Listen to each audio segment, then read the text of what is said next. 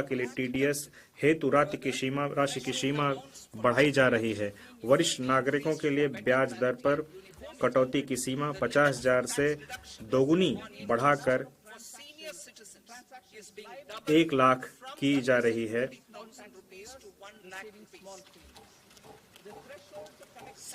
इसी प्रकार किराए पर टीडीएस के लिए वार्षिक सीमा जो कि 2.40 लाख से बढ़ाकर 6 लाख कर दी गई है। इससे टीडीएस देयता वाले लेन देनों की संख्या में भारी कमी आएगी और भुगतान पाने वाले छोटे करदाता लाभान्वित होंगे।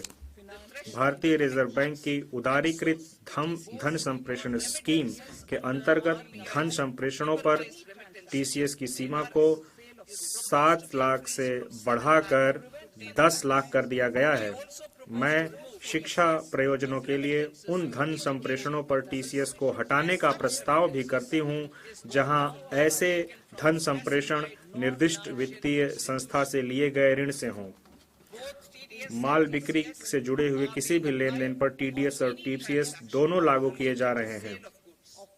अनुपालन से जुड़ी हुई कठिनाइयों से बचने के लिए मैं टीसीएस को हटाने का प्रस्ताव करती हूं। मैं यह भी प्रस्ताव करती हूं कि अब उच्च टीडीएस कटौती के प्रावधान केवल गैर पैन मामलों पर ही लागू होंगे।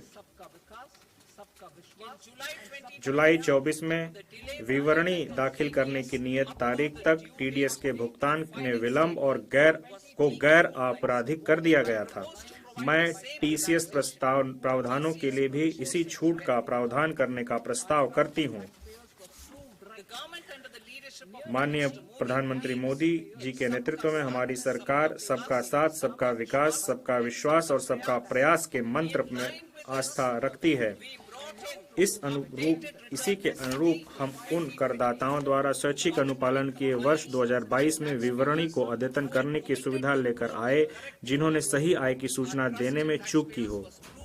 करदाताओं पर हमारा विश्वास सही साबित हुआ। लगभग 90 लाख करदाताओं ने अतिरिक्त कर का भुगतान करते हुए स्वैच्छिक रूप से अपनी आय संबंधित ब्यौरों को अद्यतन किया।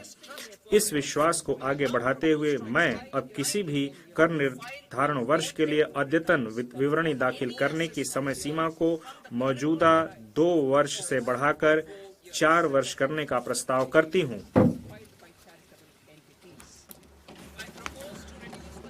मैं छोटे धर्मार्थ न्यास संस्थानों की पंजीकरण की अवधि को बढ़ाकर 5 वर्ष से 10 वर्ष करके ऐसी संस्थाओं के अनुपालन संबंधी बोझ को कम करने का प्रस्ताव करती हूं। यह भी प्रस्ताव किया जाता है कि धर्मार्थ संस्थाओं द्वारा अपूर्ण आवेदनों को दाखिल किए जाने जैसी छोटी चूक के अत्यधिक गंभीर परिणाम न हों।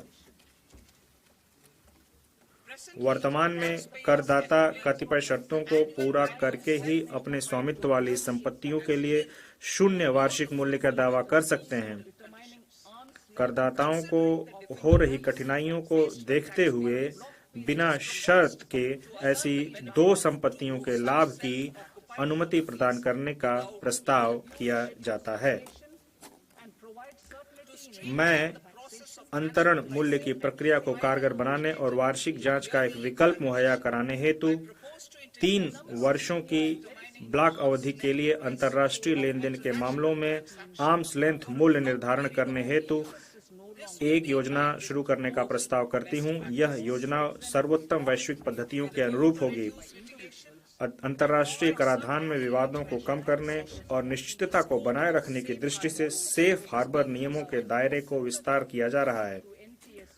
वर्तमान में अनेक वरिष्ठ और अति वरिष्ठ नागरिकों के पास बहुत पुराने एनएसएस खाते हैं।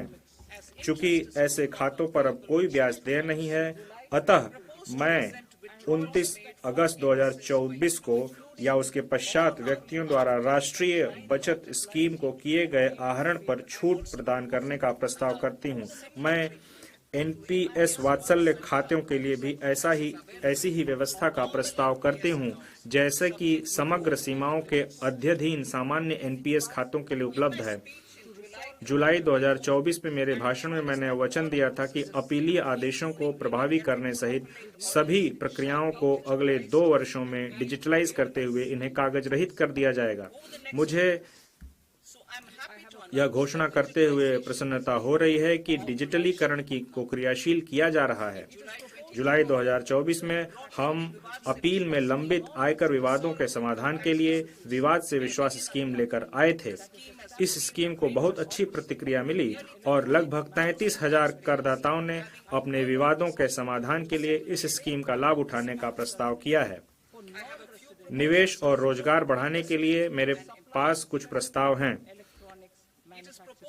उन अनिवासियों के लिए प्रकल्पित कराधान व्यवस्था का प्रस्ताव किया जाता है जो ऐसे निवासी कंपनियों को सेवाएं प्रदान करते हैं जो इलेक्ट्रॉनिक विनिर्माण सुविधा स्थापित या संचालित करती हैं। इसके अलावा मैं उन अनिवासियों की कर निश्चितता के लिए एक सेफ हार्बर शुरू करने का प्रस्ताव करती हूं जो निर्दिष्ट इलेक्ट्रॉनिकी विनिर्माण इकाइयों को आपूर्ति के लिए घटकों का भंडारण करते हैं। वर्तमान में टन भार कर स्कीम केवल समुद्र में जाने वाले जहाजों के लिए उपलब्ध है। देश में अंतर्देशीय जल परिवहन को बढ़ावा देने के लिए मौजूदा टन भार कर स्कीम के लाभों को भारतीय जलयान अधिनियम 2021 के अंतर्गत पंजीकृत अंतर्देशीय जलयानों के लिए भी विस्तारित करने का प्रस्ताव किया जाता है। हम भारतीय स्टार्टअप को सहायता जारी रख रहे हैं। मैं 5 वर्षों तक निगमन की अवधि का विस्तार करने का प्रस्ताव करती हूं ताकि स्टार्टअप को उपलब्ध लाभों को 1/4/2030 से पहले निगमित होने वाले स्टार्टअप को प्रदान किया जा सके। IFSC में अतिरिक्त कार्यकलापों को आकर्षित और प्रोत्साहित करने के लिए मैं अन्य बातों के साथ साथ IFSC में स्थापित जलयान लीजिंग इकाइयों, बीमा कार्यालयों, वैश्विक कंपनियों के ट्रेजरी केंद्रों के लिए विशिष्ट लाभों का प्रस्ताव कर रही हूं। इसके अलावा IFSC में प्रारंभ करने की निर्णायक तारीख को भी लाभ का दावा करने के लिए 5 वर्षों तक बढ़ाकर 31/3/2030 तक कर दिया गया है। श्रेणी 1 और श्रेणी 2 AIF अवसंरचना और ऐसे ही अन्य क्षेत्रों में निवेश कर रही है। मैं इन निकायों को प्रतिभूतियों से होने वाले लाभों पर कराधान की निश्चितता प्रदान करने का प्रस्ताव करती हूं।